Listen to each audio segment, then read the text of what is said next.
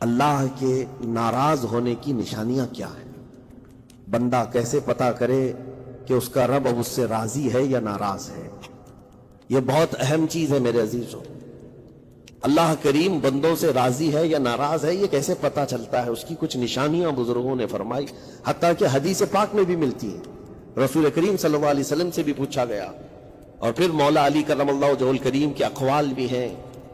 آج ہمیں ان چیزوں کی طرف خاص نظر کرنے کی ضرورت ہے۔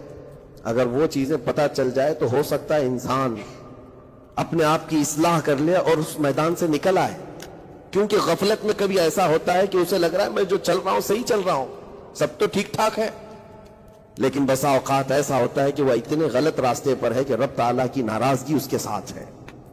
حدیث پاک میں اگر پوچھا گیا تو حدیث میں ایک لفظ سب سے زیادہ ہے، کئی حدیثیں ہیں۔ ابن ابی دنیا میں یہ حدیث منقول ہے، حضور پاک صلی اللہ علیہ وسلم نے فرمایا اللہ کے ناراض ہونے کی سب سے بڑی نشانی یہ ہے کہ جب تم میں سے سب سے برے لوگوں کو تم پر وہ حاکم بنا دے تو سمجھ لو کہ اللہ قوم سے ناراض ہے۔ برے لوگ، آج تو یہ تو لوگوں میں زبان زد ہو گیا ہے جملہ کہ حاکم جو ہوتے ہیں وہ گنڈے ہوتے ہیں، موالی ہوتے ہیں، جو سیاست میں جاتے ہیں، حکومت کرتے ہیں، وہ سب کے سب چھٹے ہوئے بدماشوں میں سے آتے ہیں۔ ایک طرح سے لوگوں میں ایک بات مشہور ہے، اور اس کو تو اب نارملی لیا جا رہا ہے۔ کوئی اچھا آدمی جاتا بھی ہے تو اس کو پوچھا جاتا ہے تجھے کیا ہو گیا کہ تو اس میدان میں آ گیا؟ حالانکہ یہ میدان اتنا بدنام ہوا ہے تو اس کو آپ نارملی نہ لیں، بلکہ رسول پاک صلی اللہ علیہ وسلم فرماتے ہیں اللہ کے ناراض ہونے کی یہ نشانی ہے۔ اور دوسری نشانی فرمایا کہ جب اللہ کریم ناراض ہوتا ہے تو بارشوں کو روک لیتا ہے، بے موسم بارش آنے لگتی ہے۔ اگر بغیر موسم کے الگ الگ انداز سے بارشیں آنے لگ جائیں تو سمجھ لو کہ رب تبارک و تعالیٰ کی غضب کی نشانی ہے اور اس کی ناراضگی کی نشانی۔ پھر تیسری چیز اسی حدیث میں یہ فرمایا گیا کہ رب تبارک و تعالیٰ لوگوں کے رزق سے برکت ختم کر دیتا ہے، اس کی ناراضگی کی یہ نشانی ہے۔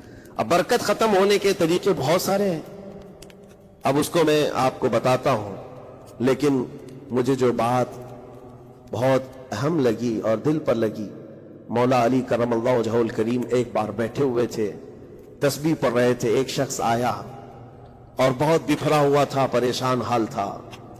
دروازہ کھٹکھٹایا، اندر آیا، مولا علی کرم اللہ وجہہ الکریم نے پوچھا کیا بات ہے، کیوں اتنا پریشان ہے؟ کہا کہ میں لٹ گیا، اتنا برباد ہو گیا ہوں، میں کیا کروں، مجھے کچھ سمجھ میں نہیں آتا۔ یہ کئی لوگوں کی زندگی میں چلتی ہوئی بات میں آپ کے سامنے رکھ رہا ہوں۔ آج سے 14 صدی پہلے یہی سیم مسئلہ لے کر کے آیا جو آج بہتوں کے ساتھ یہ چل رہا ہے۔ پوچھا آپ نے کیا ہوا ہے؟ کہا اچھا خاصا میرا بزنس چلتا تھا، اچانک رک گیا، اچھی خاصی تجارت تھی، مال بہت آتا تھا، سب اچانک بند ہو گیا۔ اب تو پوزیشن یہ، حال یہ ہے کہ جس چیز میں ہاتھ لگاتا ہوں نقصان ہی ہوتا ہے۔ اور اس نے یہ بھی کہا کہ اگر میں سونے کو بھی ہاتھ لگاؤں تو ایسا لگتا ہے مٹی بن جائے گی، ساری چیزیں ختم ہو گئی ہیں۔ وہ رویا جا رہا تھا اور کہا کہ مجھے اس کا سبب نہیں پتا ہے، کیا ہو رہا ہے کیا نہیں ہے۔ مولا علی کرم اللہ وجہہ الکریم نے ایک ہی چیز فرمایا، کہا کہ میں تیری سبب کو پہچان لیا، یہ جو چیزیں ہو رہی ہیں تیرے ساتھ میں تیرے سبب کو پہچان لیا۔ کہا کیا ہے؟ کہا کہ رب تبارک و تعالیٰ تجھ سے ناراض ہے ان گناہوں کی وجہ سے جو تو جان بوجھ کر کنٹینیو کرتا ہے، روزانہ جاری رکھا ہوا ہے۔ میرے عزیزوں، لوگوں کے ہاں آج یہ سب چیزیں ہیں، لیکن وہ اس چیز کی طرف نہیں آتے کہ کون سے گناہ ان کے ساتھ چل رہے ہیں۔ جب بندہ گناہوں پر مصر ہو جاتا ہے، اصرار کا مطلب کنٹینیو کر رہا ہے، تو یہ نشانی ہے۔ خاص طور پر مولا علی کرم اللہ وجہہ الکریم نے فرمایا کہ اس کا رب اس سے ناراض ہے، اللہ ناراض ہے، اس کو توبہ کی توفیق نہیں مل رہی ہے، اس کو باز آنے کا موقع نہیں مل رہا ہے۔ اس نے پوچھا کہ میں کیسے پتا کروں کہ کون سے گناہ چل رہے ہیں اور کن گناہوں کی وجہ سے میرے رزق کی برکت ختم ہو رہی ہے؟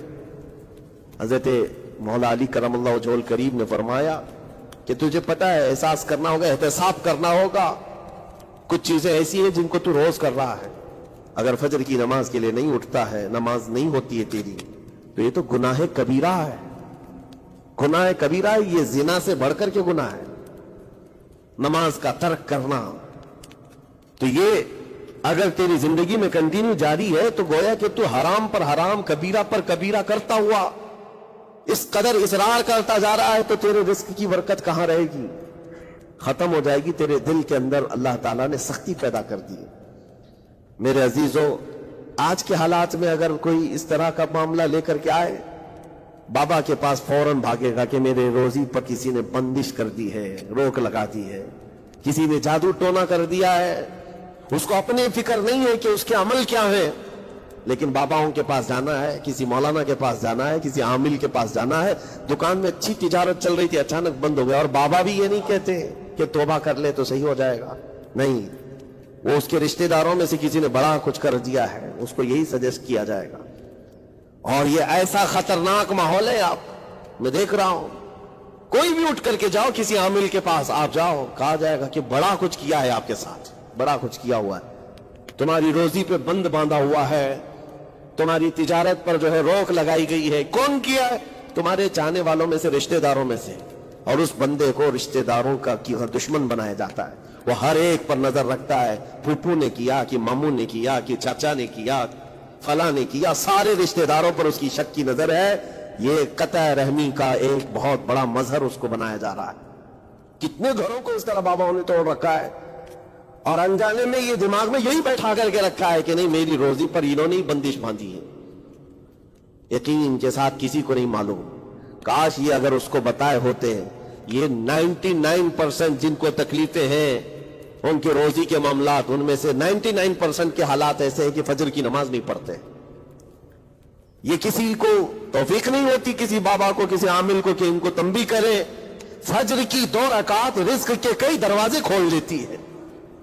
میرے آقا صلی اللہ علیہ وسلم کا فرمان ہے، اور تم بستر پر ٹانگ پھیلا ہے، سوئے ہوئے ہو، اور پھر شام میں اٹھ کر بابا کے پاس جا کر کہتے ہو بندش ہے، کسی نے باندھ کے رکھا ہے، تم نے خود اپنے اعمال سے باندھا ہوا ہے۔ اور رب تبارک و تعالیٰ فرماتا ہے سورہ فاطر میں، ما یفتح اللہ للناس من رحمت فلا ممسک لها، اللہ اپنی رحمت سے جس کے لیے دروازے کھولتا ہے کوئی اسے بند نہیں کر سکتا۔ یہ رب کا فرمان سنا رہا ہوں، وما یمسک فلا مرسل له من بعدہ، اور اللہ فرماتا ہے جس کے لیے اللہ روک دے کوئی طاقت اسے کھول نہیں سکتی۔ اللہ نے اگر بند کر دیا ہے تو کوئی نہیں کھولے گا۔ اب یہ رب تبارک و تعالیٰ کس کے لیے بند کرتا ہے، کس کے لیے کھولتا ہے، یہ اس کی شان ہے۔ لیکن ساتھ میں ایک بات اور آپ کو بتا دوں، حضرت ابو سفیان ثوری رحمۃ اللہ تعالیٰ علیہ، حضرت سفیان ثوری کا ایک قول ہے، قسوۃ القلوب عقوبۃ للعاصی، یہ گناہ کنٹینیو جو کر رہا ہے اس کی سزا کیا ہے؟ یہ اللہ تبارک و تعالیٰ کی ناراضگی کی نشانی۔ سزا کیا ہے؟ کچھ لوگوں کو ایسا لگتا ہے مجھے کچھ نہیں ہو رہا ہے، میرا گھر بار سب صحیح ہے، ٹھیک ٹھاک ہے، تو فرمایا اس کی پہلی سزا تو یہ ہے عقوبۃ قسوۃ القلوب، یعنی جو کنٹینیو گناہ کرتا ہے رب تعالیٰ اس کا دل پتھر کی طرح بناتا ہے، سخت ہو جاتا ہے اس کا دل۔ نہ رب تبارک و تعالیٰ کے نام پر اس کی کبھی آنکھیں بیکتی ہوئی دکھتی ہے، نہ عذاب قبر کا اسے خوف محسوس ہوتا ہے، نہ محشر کے دن کی فکر، نہ جہنم کے لپکتے ہوئے شعلوں سے اس کا دل دہلتا ہے، نہیں، دل سخت ہو گیا ہے۔ گناہوں پر جو بندہ کنٹینیو اصرار کرتا جاتا ہے اس کا دل سخت کر دیا جاتا ہے۔ یہ رب تبارک و تعالیٰ کے ناراض ہونے کی نشانی ہے، غضبناک ہونے کی نشانی ہے۔ اور ایک نشانی یہ فرمائی ہے، تابعین نے فرمایا کہ اگر بندے کو عبادت کرنے میں مزہ نہیں آتا تو سمجھ لو کہ رب تعالیٰ اس سے ناراض ہے، توفیق چھین لیا۔ نماز پڑھنے میں دل نہیں لگتا، اور اگر وہ نماز کی اذان کی آواز سن کر کے بھی لاپرواہی برتتا ہے، فرمایا گیا یہ اس بات کی علامت ہے کہ اس کا رب اس سے راضی نہیں ہے۔ اور جس سے مولا راضی ہوتا ہے کڑاکے کی ٹھنڈیوں میں بھی اس کو بستر سے اٹھا کر اپنے دربار میں لاتا، جس سے رب تبارک و تعالیٰ راضی ہے اس کو اپنے دربار میں لگائے رکھتا ہے۔ وہ رات ہو کہ دن ہو کہ صبح ہو کہ دوپہر ہو، وہ بندہ دوڑا ہوا رب تعالیٰ کے حضور پہنچ جاتا ہے۔ میرے عزیزو، اپنی اپنی فکر کریں ہم کس کیٹیگری میں چل رہے ہیں۔ کہیں ایسی زندگی نہیں گزر رہی ہے کہ ہمارا رب ہم سے راضی نہ ہو، ناراض ہو۔ پھر پوچھا گیا کہ اگر اللہ تبارک و تعالیٰ ناراض ہے تو پھر دولت کی ریل پیل، گھر بار، ساری چیزیں ہیں۔ فرمائے یہ بھی ایک نشانی اللہ کی ناراضگی کی کہ گناہ کنٹینیو ہونے کے باوجود اگر تمہارے مال میں کمی نہیں آ رہی ہے، روزانہ بڑھتا جا رہا ہے، تو خوف کھاؤ کہ اللہ بڑے عذاب کا تمہارے لیے تیاری فرما رہا ہے۔ آخرت میں تمہارا کوئی حصہ نہیں ہوگا، سب کچھ دنیا میں دے دیا جائے گا، اور تمہارے لیے بڑے عذاب کی تیاری ہو رہی ہے اگر گناہوں کی وجہ سے پکڑ نہیں ہوئی اور تمہارا مال اور یہ ساری چیزیں چل رہی ہیں، تو یہ اس بات کی علامت ہے کہ بڑے عذاب کی تیاری۔ عزیزان گرامی وقار، کوئی اس بات کے لیے خوشحال ہو کر کے نہ رہ جائے کہ میرا تو کچھ نہیں ہے، سب کچھ اچھا چل رہا ہے، گناہ بھی کر رہا ہوں، جھوٹ بھی بول رہا ہوں، نعوذ باللہ من ذالک، آنکھیں بھی بدکاری کر رہی ہیں، کچھ تو زنا میں بھی ہیں، کچھ ڈکیت میں بھی ہیں، چوری میں ہیں، پتہ نہیں کیسی کیسی بلاؤں میں مبتلا ہیں، لیکن ان کا حال یہ ہے کہ نہیں ٹھیک ہے، دولت کی ریل پیل سب اچھا خاصا ہے، مال سب کچھ فراوانی ہے، تو یہ مت سمجھنا۔ قرآن کہتا ہے وَلَا يَحْسَبَنَّ الَّذِينَ يَبْخَلُونَ بِمَا آتَاهُمُ اللَّهُ مِنْ فَضْلِهِ، ایک جگہ وَلَا يَحْسَبَنَّ الَّذِينَ كَفَرُوا أَنَّمَا نُمْلِي لَهُمْ خَيْرٌ لِأَنفُسِهِمْ إِنَّمَا نُمْلِي لَهُمْ لِيَزْدَادُوا إِثْمًا وَلَهُمْ عَذَابٌ مُهِينٌ۔ اللہ فرماتا ہے جو لوگ ہم سے دور ہو رہے ہیں وہ یہ مت سمجھیں کہ اللہ تعالیٰ کے بارگاہ میں وہ اچھا کر رہے ہیں، بلکہ رب تعالیٰ فرماتا ہے انما نملی لہم، ہم ان کو ڈھیل اس لیے دے رہے تاکہ وہ اور گناہ کر لیں، لیزدادوا اثما، اور گناہ کر لیں، پھر ایک دن اچانک دردناک ذلت والا عذاب ہوگا، ذلت والا عذاب ہوگا۔ قرآن پاک میں رب تعالیٰ فرماتا ولا تکونوا کالذین نسوا اللہ فانساہم انفسہم، تم ان لوگوں کی طرح مت ہونا جو اللہ کو بھول گئے، جو عبادت سے دور ہوتا ہے، یہ اللہ کے غضب کی نشانی ہے، اللہ اس سے ناراض ہے۔ اگر عبادات میں نہیں آ پا رہا ہے، نمازیں اس کی کمپلیٹ نہیں ہو رہی ہیں، تو اللہ ناراض ہے اس سے۔ اور قرآن میں رب تعالیٰ فرماتا ہے، یہ سورہ حشر کی آخری آیتوں میں سے ہے، مشہور آیت، وَلَا تَكُونُوا كَالَّذِينَ نَسُوا اللَّهَ، جو اللہ کو بھول گئے تھے ویسے مت بنو، ورنہ کیا ہوگا؟ رب فرماتا فَأَنسَاهُمْ أَنفُسَهُمْ، اللہ ان کو خود اپنے آپ کو بھلا دے گا، یعنی تمہیں ایسا بنا دیا جائے گا کہ تم کو خود یاد نہیں ہوگا تم کون ہو، بھول جاؤ گے۔ قیامت کے دن بھی ایسے بہت ہوں گے جن کو خود پتا نہیں ہوگا کہ کیا تھے، بلکہ مرنے کے وقت بھی کئی لوگ اپنا نام تک بھول جاتے ہیں، ان سے پوچھا جائے، اسی لیے تو کلمہ پڑھنے کی تلقین کی جاتی ہے کہ آپ وہاں بیٹھ کر کے کلمہ پڑھتے رہو، ورنہ وہ بھولتا چلا جائے گا، بھولتا چلا جائے گا۔ ایسی کیفیت میں آتا ہے بندہ کہ وہ خود اپنے آپ کو بھول جاتا ہے، اور رب تعالیٰ فرماتا ہے کہ جن لوگوں نے اللہ کو بھلا دیا، اللہ ان کو بھلا دے گا خود کا، ان کی ذات ایسی بن جائے گی کہ وہ خود اپنے آپ کو بھول چکے ہوں گے۔ عزیزان گرامی وقار، جو نشانیاں بتائی گئی ہیں ان کو چن چن کر کے دیکھو، کہیں میری زندگی میں آ تو نہیں گئی۔ دل کا سخت ہونا یہ بہت بڑی علامت ہے، اور دل سخت ہے یہ کیسے پتا چلے؟ فرمایا گیا کہ مسجد میں اگر زیادہ دیر بیٹھنے کی خواہش نہیں ہوتی ہے تو دل کالا ہے، اگر قرآن پڑھنے میں دل نہیں لگتا ہے تو دل سخت ہو چکا ہے۔ اٹھاؤ قرآن ہاتھ میں، دیکھو کتنی دیر پڑھ سکتے ہو، اور موبائل کو گھنٹوں چلا سکتے ہو، موبائل کی اسکرین پر تم آنکھیں جمائے بیٹھے رہتے ہو، جبکہ اسی موبائل میں قرآن بھی ہے لیکن وہ کھلتا نہیں، اور قرآن اگر نہیں کھل پا رہا ہے تم سے، اور صفحہ دو صفحہ نہیں پڑھ پا رہے ہو، تو تمہارا دل کالا ہو چکا ہے، دل سخت ہے۔ یہ 3 علامتیں تو مشہور ہیں، فرمائی گئی کہ اور تیسری بات یہ ہے کہ تمہارے جیب میں پیسے ہو اور کوئی سائل اور فقیر آیا اور تم اس کے لیے صدقہ نہیں کر پا رہے ہو تو دل تمہارا پتھر ہو چکا ہے، یہ دل کے سختی کی علامت ہے۔ اور قسوۃ القلوب عقوبۃ للعاصی، یہ کہا گیا ہے دل کا سخت ہونا یہ تو رب کی طرف سے بہت بڑی سزا ہے، بہت بڑی سزا ہے، گنہگار کی سزا یہاں سے شروع ہوتی ہے۔ اور پھر آپ کو ایسا لگ رہا ہوگا کہ دل سخت ہو گیا ہے تو کیا ہوگا، اس کو ہلکے میں نہ لے، ہلکے میں نہ لے۔ فرمایا گیا کہ جب دل سخت ہو جاتا ہے تو بندہ کفر تک بھی جا سکتا ہے، کفر تک بھی جا سکتا ہے، دل کی سختی اس کو کفر بھی لے جاتی ہے۔ بلکہ بزرگوں نے یہاں تک فرمایا کہ جب بندے کا دل سخت ہو جاتا ہے تو اس کے نزدیک ماں سے زنا بھی ہلکا لگتا ہے، بیٹی سے زنا بھی اس کے لیے ہلکی چیز ہے۔ دل سخت ہے تو جانوروں سے زیادہ ذلیل کام کرنے کو بھی آسان سمجھتا، دل کی سختی اس کو بھیانک گناہوں کی طرف لے جاتی ہے جس کی سوچ بھی نہیں کر سکتے۔ اسی لیے میرے عزیزوں، وہ دل کی سختیاں آنے سے پہلے اپنے رب کو راضی کر لیں، وہ رحمان کو راضی کر لیں۔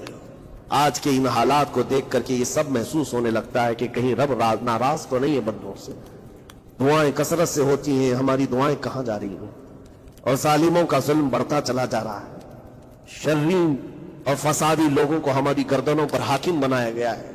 یہ سب رب تعالیٰ کی غضب کی علامات ہیں. اجتماعی توبہ ہو. اور توبہ کا بھی مطلب یہ نہیں ہے کہ دونوں گال پہ ہم تھپڑ مار کر کے نکل جائیں.